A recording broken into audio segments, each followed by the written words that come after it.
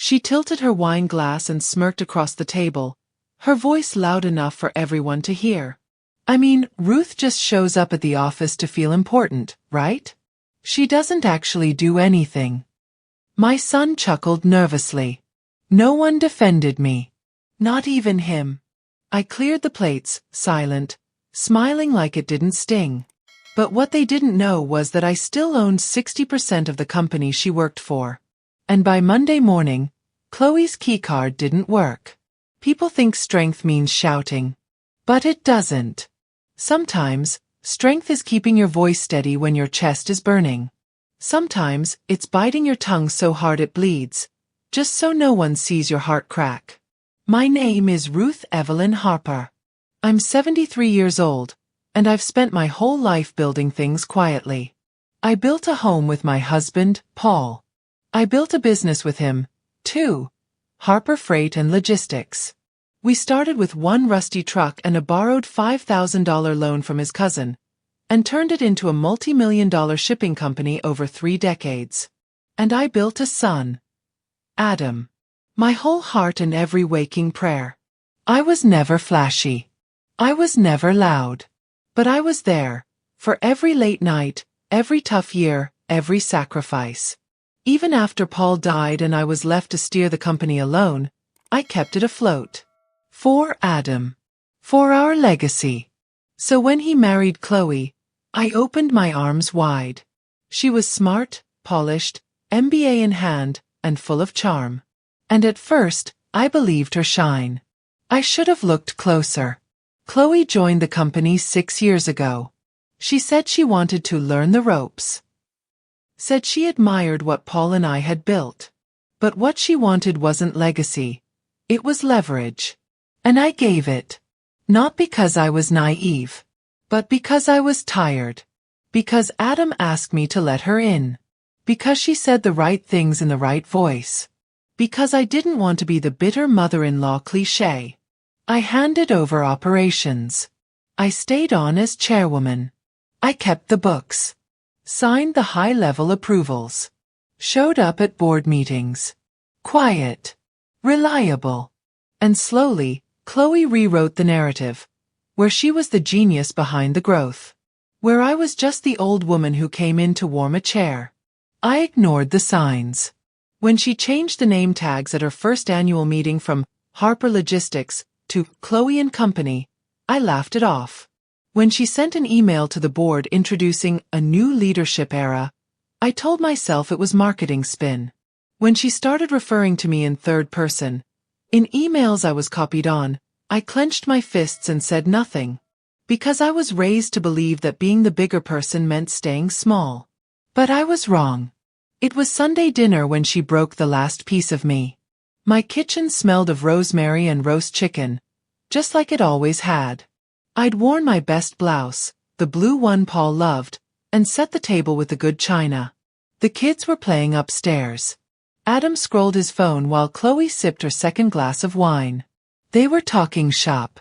Chloe loved to hold court, tossing around phrases like restructuring the upper funnel and strategic digitization. I sat quietly, nodding, until someone, my nephew Daniel, visiting from out of town, asked what I still did for the company. Before I could answer, Chloe leaned back and said, "Oh, Ruth? She just shows up to feel included. You know, honorary chair and all that. She means well." The table went silent. Then, as if to fill the awkwardness, she laughed. So did Adam. My own son. He didn't look at me. Just chuckled, like she'd told a harmless joke. I felt my stomach twist. But I smiled. I got up, cleared the plates, and went into the kitchen.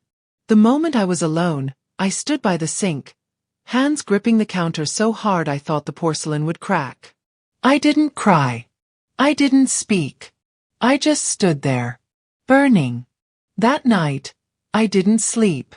I sat in my study and pulled out the original ownership contract for Harper Freight. My signature. Paul's.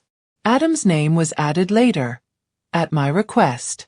But I had never relinquished control. I still held 60% of the company. I still signed the checks. And I still had final say on hiring and firing. I opened my laptop and started writing. Not out of vengeance, but out of clarity. By morning, the motion had been filed. Margaret, my longtime lawyer and friend, helped me prepare a formal termination letter and HR package. It was clean, professional, final. Effective immediately, Chloe Harper is removed from her position at Harper Freight and Logistics. Access to internal systems and facilities will be suspended. Legal notice will follow. That evening, I called Adam and told him I needed to speak with both of them at the office. No dinner. No small talk. Just business. He didn't question it. And I was glad. Because for the first time in years, I wasn't asking permission to be respected. The office looked the same as it always had on Monday morning. Glass doors shining under the sun, polished tile floors echoing with fast steps and louder voices. But something was different. I was different. I hadn't worn my usual cardigan and slacks. I wore navy blue crepe with silver buttons, the dress I used to wear to sign big contracts next to Paul. A small brooch shaped like a tree sat pinned to my shoulder. His gift to me after our first expansion. I walked in alone, my heels soft but steady against the floor. Everyone smiled, greeted me politely. No one knew what I was carrying in the brown leather folder under my arm. But they would. I'd asked to meet in the upstairs conference room. The same one Paul and I used when we pitched our first multi-million-dollar deal. I'd brought 2 mugs of black coffee and a third of herbal tea, for Chloe. She always claimed caffeine gave her headaches and anxiety, but not enough to stop her from micromanaging every intern in the building. They arrived together. Adam looked groggy, like he hadn't slept. Chloe looked polished, smug, and unbothered. "Mom," she said, nodding like she was greeting a secretary. "We got your message. Is everything okay?" I smiled. "Yes. Have a seat." They did. I placed the folder on the table and opened it slowly. "There's been a decision made," I said. Chloe blinked. "A decision about what?" "About your role," I replied calmly. "It's no longer required." Her eyes narrowed, but she didn't speak yet. I turned to Adam. "This affects both of you, so I wanted to deliver it personally. As of this morning, Chloe is officially removed from her position at Harper Freight." She laughed, an incredulous, sharp sound. "I'm sorry, what?" I pushed the letter across the table toward her. Signed. Stamped. Executed. Your access will be disabled today. You'll receive your final pay and severance documentation by end of week. She looked at Adam like I'd pulled a trick on them. "You can't be serious." "I'm afraid I am," I said. "I'm still majority shareholder. I've reviewed your performance, and I've consulted with legal. It's all by the book." She stood up so fast her chair screeched. "This is retaliation. You didn't like what I said at dinner and now you're firing me?" Adam finally found his voice. "Mom, come on. This is a bit dramatic, don't you think?" "No," I said. What was dramatic was watching my family laugh while I was humiliated at my own table. What was dramatic was being erased from the company I built because it didn't fit someone's image. This, I gestured to the letter, is correction. Chloe stormed out. Adam stayed behind.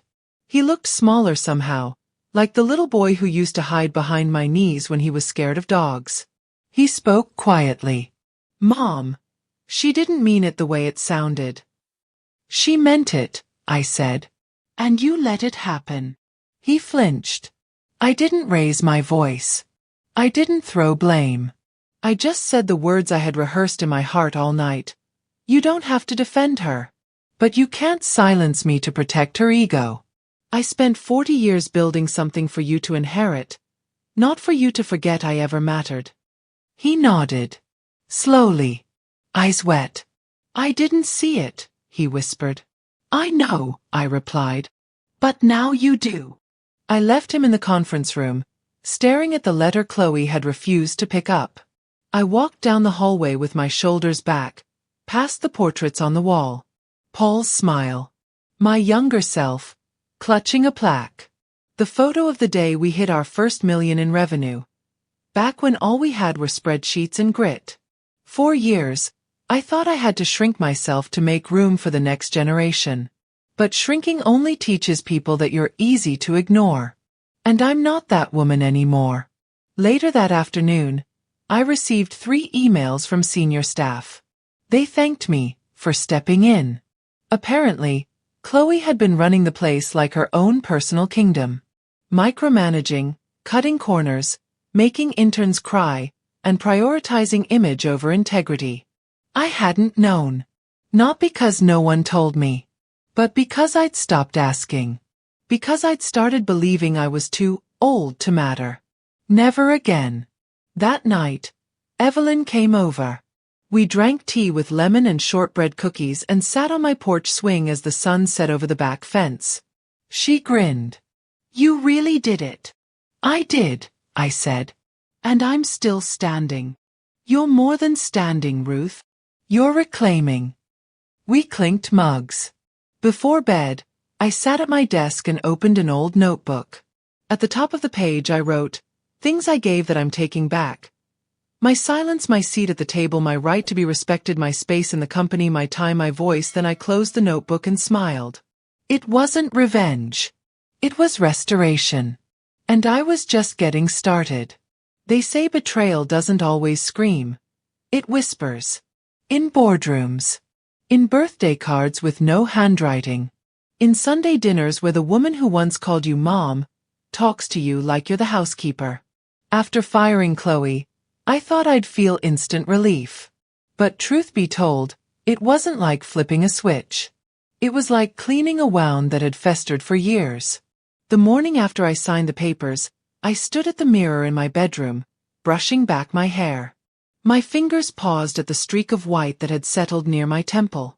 Paul used to run his thumb over that strand and say, "Proof of everything you've carried." It made me think of how much I had carried. The things I'd let slide.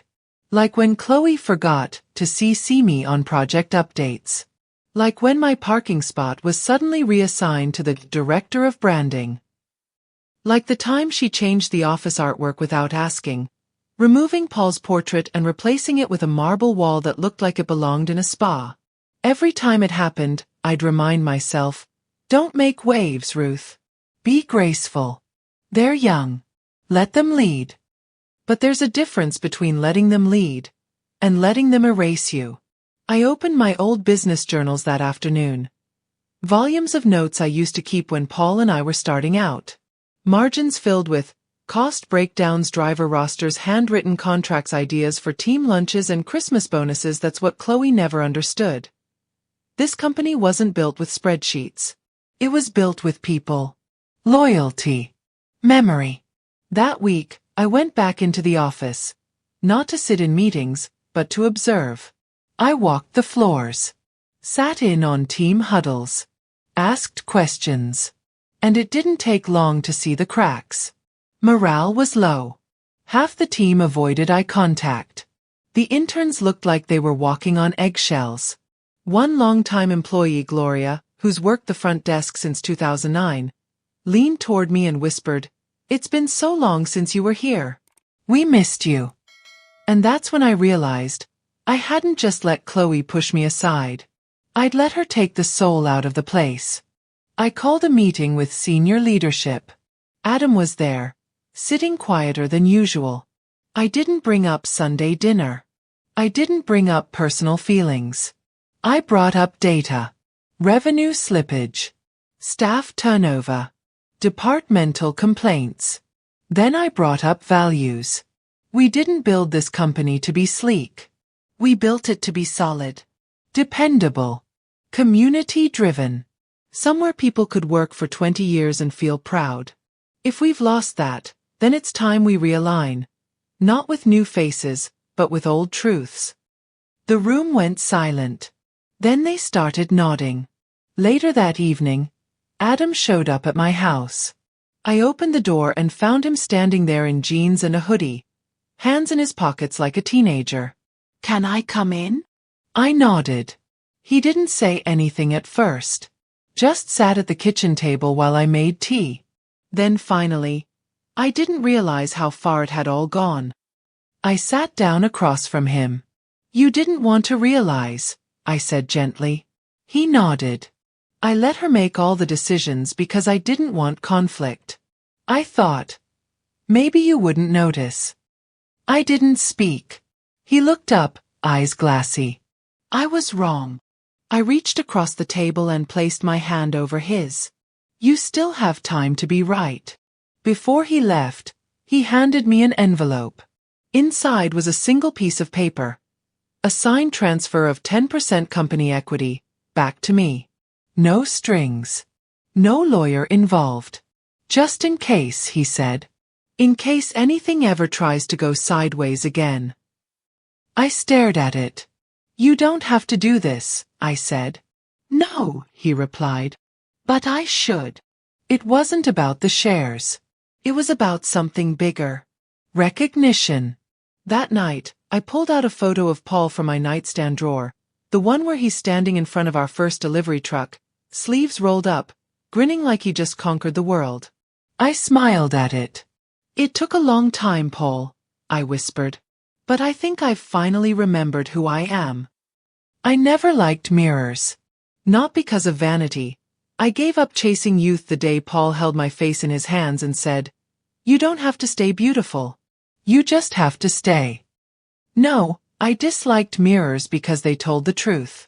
And for a long time, I wasn't ready to face mine. But now, I could finally look.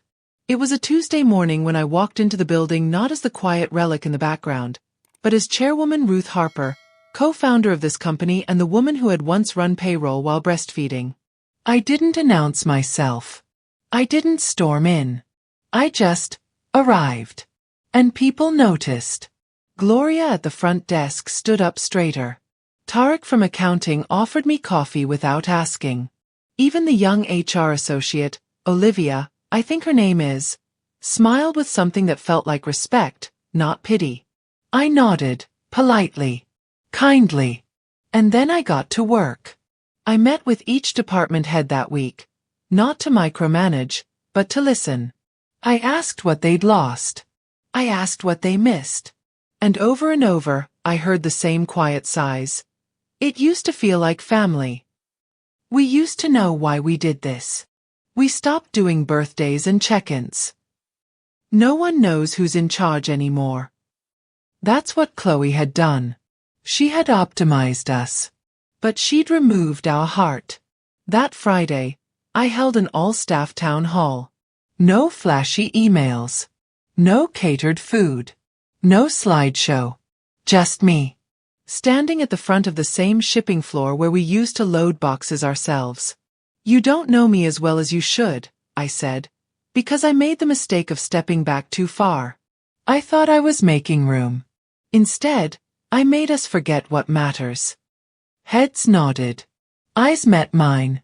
This company was never just a business. It was a promise. That if you showed up, gave your best, and treated people with decency, you'd be safe here. We lost that.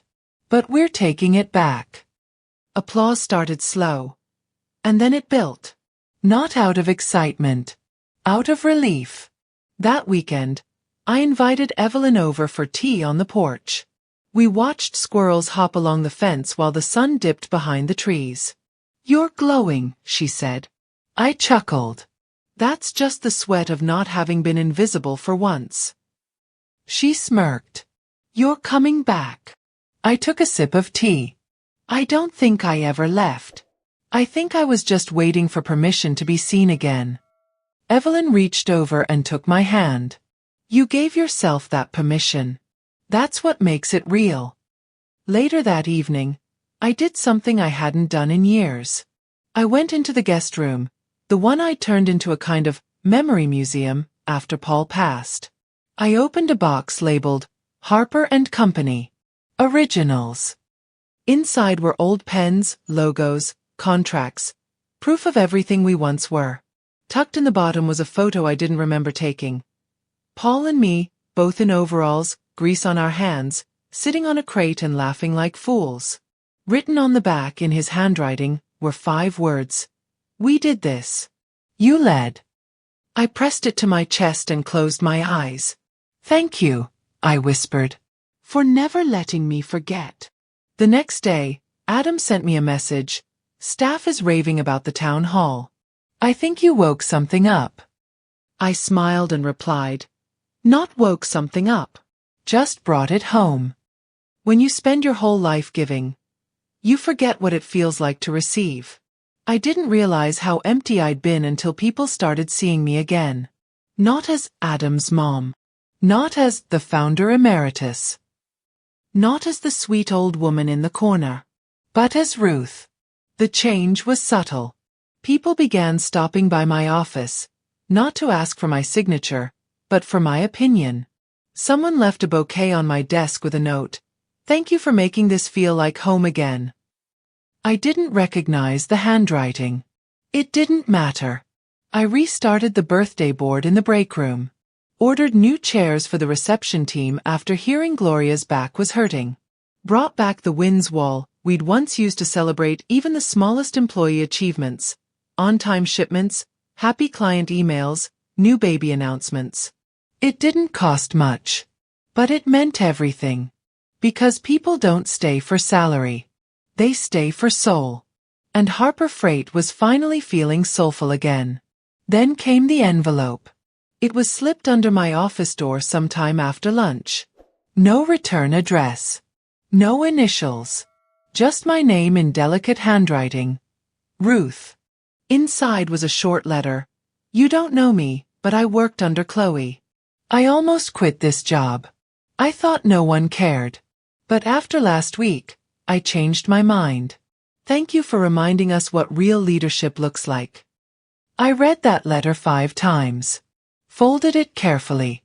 Placed it in the same box where I kept Paul's old tools. It belonged there. Adam had started dropping by more too.